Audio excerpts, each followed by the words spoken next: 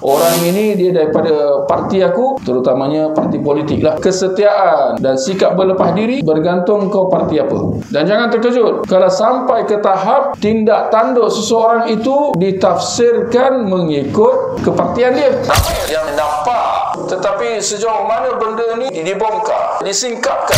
Engkau ni berbolak-balik, kau ni lalang. Perbuatan yang sama, tetapi kerana orangnya lain-lain. Kalau orang itu daripada kumpulan dia, parti dia, maka diberikan 1000 alasan untuk memaafkan dia. Dia tersilap, dia tak sengaja, dia terpaksa, dia ada keuzuran, ada maslahat. Tuan-tuan, dengar perkataan ni, ada maslahat. Dia buat tu sebab ada maslahat. Kau je tak faham. Ya, tu memang salah, tapi ada maslahat, terpaksa. Perbuatan yang sama, tetapi dilakukan oleh orang lain, dan ternyata orang itu bukan daripada parti dia, maka hampir kiamat nak ditegakkan ke atas orang itu. Mana dia boleh melakukan benda ni? Ini salah, ini tak betul. Orang ni sesat, diancam, dicela dan dipersalahkan sehabis-habis. Kenapa ada sikap yang berbeza? Tidak lain dan tidak bukan kerana sentimen perkauman atau kepartian. Sedangkan sepatutnya apa? Cinta kerana Allah dan benci kerana Allah.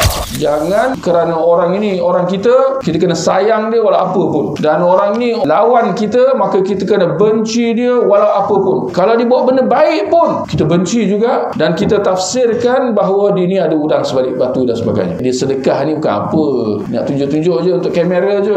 Tapi kalau orang dia sedekah, Masya Allah, dia ni pemurah, dia ni bersikap dermawan. Tidak pernah sejak aku kenal dia melainkan dia dermawan. Puji melangit. Tapi kalau lawan, sedaya upaya perkecilkan, persalahkan dan hina, walaupun dia buat benda baik dan sebagainya.